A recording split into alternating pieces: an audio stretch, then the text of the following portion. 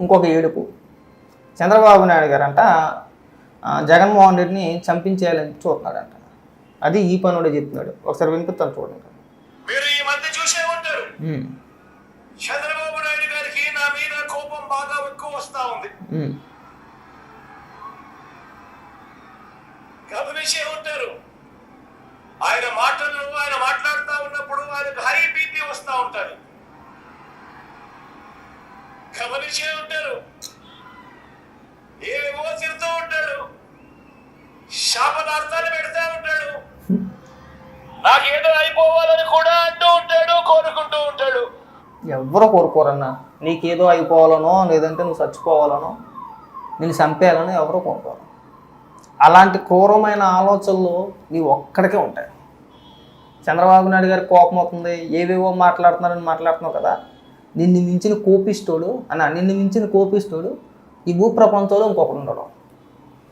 పైకి ముసిముసిల్లో నవ్వుతావు, ఆ నవ్వు కూడా ఫేకే. ఆ నవ్వడం కూడా వెరైటీగా నవ్వుతావు, చాలా చిరాగ్గా నవ్వుతావు. నీ కింద మంత్రుల చేత, ఎమ్మెల్యేల చేత చంద్రబాబు నాయుడు గారిని బూతులు తిట్టియండి, లోకేష్ గారిని బూతులు తిట్టియని చెప్పేసి నువ్వే ఆదేశాలు ఎత్తావు. నీకెంత కోపం రాకపోతే, నీకెంత కడుపు మండిపోకపోతే, నీలో ఎంత ద్వేషం ఉంటే నువ్వు అలాంటి మాటలు మాట్లాడిపోతావు మీ మంత్రుల చేత, ఎమ్మెల్యేల చేత, చివరాఖరి నీ కార్యకర్తల చేత కూడా. నువ్వు మాట్లాడుతున్నావా? నువ్వేమైనా సుతపోసవా? అమాయకుడువా? కొన్ని కోపం రాదురా అనుకోవడానికి కూడా లేదు అన్న. నీ కోపం వస్తే ఏం చేస్తావో అందరికీ తెలుసు. చూసాం కదా గతంలోని. నీ పైన నువ్వు దాడి చేయించేసుకొని ఏడుపు పెడుతున్నావా? జనాలకు తెలీదా? గతంలో చూడలేదా? 2019 ఎన్నికల ముందు కోడికత్తి డ్రామా అని చెప్పేసి మేము చూడలేదా? ఎంత బాగా నటించారో మీరు. అప్పుడు కూడా సేమ్ మాటలే కదా, అప్పుడు కూడా సేమ్ ఏడిపే కదా. మరి ఏం ఒరిగింది? కొన్ని ఏమైనా నిరూపించగలిగావా? లేదు. సేమ్ మళ్ళీ డ్రామా రిపీట్. రాయిచ్చి కొట్టేసాడు చంద్రబాబు నాయుడు గారు, నన్ను చంపేయాలనుకున్నారు. రాజకీయాల్లో సింపతి ఒకసారి వర్కౌట్ అవుద్దన్న, ప్రతిసారి నమ్మరు ప్రజలు కూడా. సరే ఒకసారి అంటే నమ్మేశారు తెలియక, నీ గురించి పూర్తిగా తెలియకన్నా ప్రజలు నిజంగానే నమ్మారు. నమ్మి నీకు 151 సీట్లు ఇస్తే మనం చేసింది ఏముంది ఇక్కడ? మళ్ళీ ఎన్నికల దగ్గర రాగానే అయిపోయిందిరా మన సినిమా, ఇంక ఓడిపోతాం, ఇంకా మన బతుకు బస్ స్టాండే అన్న టైంలో మళ్ళీ రాయిదాడి చేయించేసుకున్నావు. నీకు నువ్వే రాయిచ్చి కొట్టించుకున్నావు. మళ్ళీ సేమ్ డ్రామా, మళ్ళీ సింపతి వచ్చేద్దని చెప్పి అనుకున్నావు. కానీ ప్రజలు నమ్మరన్న అలాంటివి. ఒకసారే నమ్ముతారు. ఈరోజు ఎక్కడ చూసినా సరే, ఎక్కడ ఏ పోల్ పెట్టినా సరే, జగన్మోహన్ రెడ్డి పైన దాడి చేసింది ఎవరో? తెలుగుదేశమా? లేదంటే జగన్మోహన్ రెడ్డే కావాలని చేయించుకున్నాడని చెప్పేసి ఒక 2 ఆప్షన్లు పెడితేనా జగన్మోహన్ రెడ్డే కావాలని కొట్టించుకున్నాడని మెజారిటీ దాదాపు ఒక 80% మంది అన్న నీకు నువ్వే కొట్టించుకున్నావు అని చెప్పేసి ఓటేస్తున్నారట. అర్థమైందా? నీకు తెలియట్లా, నీ గ్రౌండ్ రియాలిటీ తెలియట్లా. సరే సోషల్ మీడియాలోనో లేదంటే నువ్వు మాట్లాడడానికో చెప్పుకోవడానికో బాగుంటుంది అంతే. మేము మొన్నే అనుకున్నాం, ఇప్పుడు రాయి తగిలింది, రాయిచ్చి కొట్టించుకున్నాడు. ఇంక ఈ 30 రోజులు కూడా చంద్రబాబు నాయుడు గారు నన్ను చంపించేయాలనుకున్నారు. చంద్రబాబు నాయుడు గారు నా పైన దాడి చేశారు, చేయించారు. నా పైన ఎందుకు ఎంత ద్వేషమో తెలుసా? నేను ప్రజలకు మేలు చేస్తున్నాను కాబట్టి. ఈ సింపతి డ్రామాలు ఆడతామని చెప్పేసి మాకు మొన్నే చెప్పాము. కొత్త ఏం కాదు, అనుకున్నట్టుగానే మొదలెట్టావు. ఇంకా వినిపిస్తా.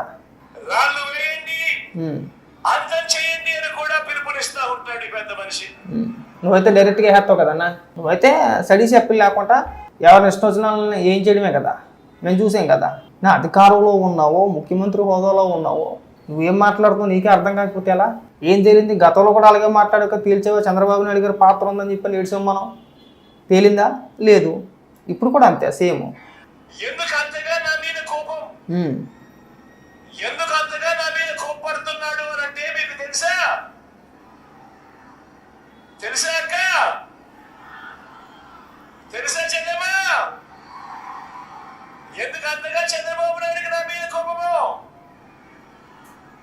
ఎందుకంటే నేను చంద్రబాబును అడగకూడని ప్రశ్న అడిగా. ఏంటో అడగకూడని ప్రశ్న చంద్రబాబు నాయుడు గారిని అడిగా. అదేమిటో తెలుసా? బాబు బాబు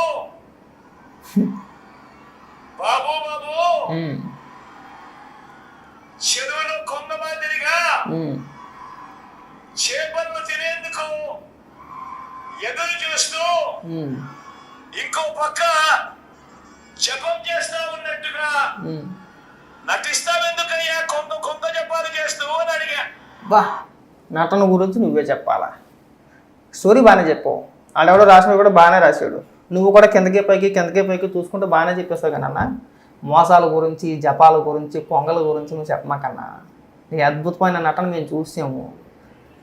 పింక్ డేమన్నాను, గుర్తుందో లేదా నీకు? చంద్రబాబు నాయుడు గారు 6,17,000 కోట్ల రూపాయలు అవినీతి చేశారని చెప్పి పుస్తకం వేసావు. అధికారంలోకి వచ్చిన తర్వాత అవన్నీ నువ్వు అధికారంలోకి వచ్చిన తర్వాత చెప్తావు. నీ దోపిడీ అంతా ఇంత కాదు, మామూలుగా దోచుకోవాలి, దొరికిన కాడికి దోచేసావు. ఇసుకలో కావచ్చు, మద్యంలో కావచ్చు. మద్యంలో అయితే మరీ ఘోరం, మద్యంలో అయితేనే మరీ ఘోరం. నువ్వు పైకి ఏదో ప్రజలకి పనిచేసాను, ప్రజలకు మేలు చేశాను, నేను 2,70,000 కోట్ల రూపాయలు ప్రజలకు ఇచ్చేసానని చెప్తున్నావు. కానీ నువ్వు చేసిన అప్పు ఎందుకు చెప్పట్లా? నువ్వు దాదాపు 10 లక్షల కోట్ల రూపాయలు పైనే అప్పు చేసావు, దాని గురించి ఎందుకు చెప్పట్లా? మద్యం ఉంది, టిఫిన్ బండోడు, టీ అమ్ముకునేవాడు కూడా డిజిటల్ పేమెంట్ ఉంటుంది. ఫోన్పేనో, గూగుల్ పేనో, పేటిఎం ఏదో ఒకటి ఉంటుంది. నువ్వు ఓన్లీ క్యాష్ ఎందుకు పెట్టావు అక్కడ? ఎందుకు ఓన్లీ క్యాష్ ఎందుకు ఇవ్వాలి అక్కడ? లెక్కపత్రం ఉండదు, అందులో ఎంత తినేయచ్చు, ఎంత కలదు అంత తినేయచ్చు. ఎవరికి లెక్కలు చూపించే అవసరం లేదు. అవునా? ఇసుకన్నా, ఇసుక సంగతి ఏంటి? మామూలుగా దోచేయలేదు కదా, తక్కువ లెక్క అయితే కొన్ని 100 కోట్ల రూపాయలు ఇసుకలో తినేసావు. ఇవాళకి కూడా నీ అనుచరులు, నీ నాయకులు ఇసుకలు అమ్ముకునేది అక్కడ. ఆ డబ్బంతా నీకే. ఇంకెవరు మోసం చేస్తున్నారు ప్రజల్ని? నువ్వు కాదా? గతంలో ఎంత కరెంట్ బిల్ ఎంత వచ్చిందిరా అని ఎవడైనా అడుగు, నువ్వు చెప్తాడు. అరే బాబు, గతంలో కరెంట్ బిల్ ఎంత వచ్చిందని చెప్పి అడిగావు అనుకో, చెప్తాడు. 300, 400 వాడకాన్ని బట్టి ఉంటుంది. ఇవాళ పూరు గుడిసెలో ఉన్నవాడు సరే, ఒక ఫ్యాను, ఒక టీవీ, ఒక బల్బు ఉన్నవాడు కూడా 1000 రూపాయల పైన వస్తుంది. కరెంట్ బిల్ వచ్చేది ఒక 500 అయితే మళ్ళీ దానికి ఎక్స్ట్రా ట్రూ అప్ ఛార్జీలోనో బొక్క పోసామని అని చెప్పేసి ఇంకొక 500 రూపాయలు ఎక్స్ట్రా. తక్కువ లెక్కతో 1000 రూపాయలు దాటేస్తుంది. దానికి కూడా రీజన్ ఉంది. ఏంటి? మనం అధికారంలోకి రాగానే పవర్ పర్చేస్ అగ్రిమెంట్లో PPA కేంద్రం చెప్పింది, వారి నాయన నువ్వు అది రద్దు చేసుకున్నావు అంటే మట్టుకొట్టుకుపోతారు మీరు అని చెప్పేసి అని. మనం ఏం మాట్లాడిపించాము ఇక్కడ? చంద్రబాబు నాయుడు గారు యూనిట్ ఒక 4.5 రూపాయలు పెట్టి కొనేస్తున్నాడు.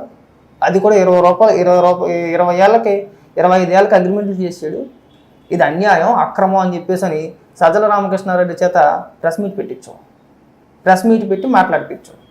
చంద్రబాబు నాయుడు గారు అసెంబ్లీలో కూడా చెప్పారు, నీకు అర్థం కావట్లేదయా, నీకు అసలు అవగాహన లేదు, దయచేసి నా మాటను, వాటిని రద్దు చేయమాకండి, అవి క్యాన్సిల్ చేసుకోమాకండి, వాటిని అలా ఉంచండి. ఇప్పుడు నీకు 4.5 రూపాయలు దొరుకుతుంది, ఫ్యూచర్లో ఆ రేటుకి దొరకదు. ఆ రేటు మనం పెట్టి అగ్రిమెంట్ చేయించుకోవాలని ఎవరో ముందుకు రారు. రాను రేట్లు పెరుగుతాయి కదా, ఆ అగ్రిమెంట్లు అలాగే ఉంచానంటే మనం విన్నామా అన్న? ఏమంటే రద్దు. కరెంట్లో చంద్రబాబు నాయుడు గారు ఆ కంపెనీలన్నీ కూడా చంద్రబాబు నాయుడు గారికి సంబంధించినవి మేము యూనిట్ 2.5కే కొనేస్తామని చెప్పేసి అని రద్దు చేశారు. తర్వాత ఏమైంది? ఇవాళ యూనిట్ తక్కువ లెక్కకి 20 రూపాయలు పెట్టుకుంటున్నారు. నేనేం చెప్పట్లా, సజ్జల రామకృష్ణారెడ్డి చెప్పాడు. అవును, కరెంటు కొనడం కొద్దిగా కష్టం అయిపోతుంది, దొరకట్లేదు, ఒక్కొక్కసారి 20 రూపాయలు కూడా కొనాల్సి వస్తుందని చెప్పేసి సజ్జల రామకృష్ణారెడ్డి చెప్పాడు. అర్థమైంది కదా? 20 రూపాయలు పెట్టి ఎందుకు కొంటున్నారా? ఎవరి కంపెనీ నుంచి కొంటున్నారో? మీరు అందరూ ఎంత తినేస్తున్నారో? ప్రజలపైన భారం ఎంత వేస్తున్నారో? దోపిడీల గురించి, మోసాల గురించి నువ్వు మాట్లాడమాక. 43,000 కోట్ల రూపాయలు తినేసి 16 నెలలు జైల్లో చెప్పుకొడుతున్నావు, నువ్వు మాట్లాడాలి దోపిడీల గురించి. మీ నాన్నగారు కేవలం 5 సంవత్సరాల 3 నెలలు ముఖ్యమంత్రిగా ఉంటేనే నువ్వు అంత అభివృద్ధి చేసావంటే, నువ్వు 5 ఏళ్ళు ముఖ్యమంత్రిగా ఉంటే ఏ రేంజ్లో అభివృద్ధి చేసి ఉంటావో మాకు తెలియదా? గతంలో నీ కంపెనీ షేర్ వాల్యూ ఎంత, ఇప్పుడు ఎంత?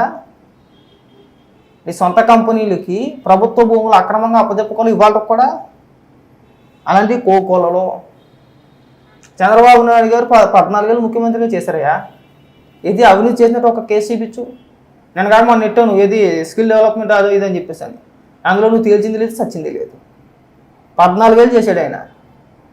నారా లోకేష్ గారి పని చూపించు, ఒక అవినీతి కేసు చూపించు. చంద్రబాబు నాయుడు గారు 14 ఏళ్ళు ముఖ్యమంత్రిగా ఉంటే ఆయన కొడుకు నారా లోకేష్ గారి పని ఇవాళ కూడా ఒక్క అవినీతి కేసు లేదు.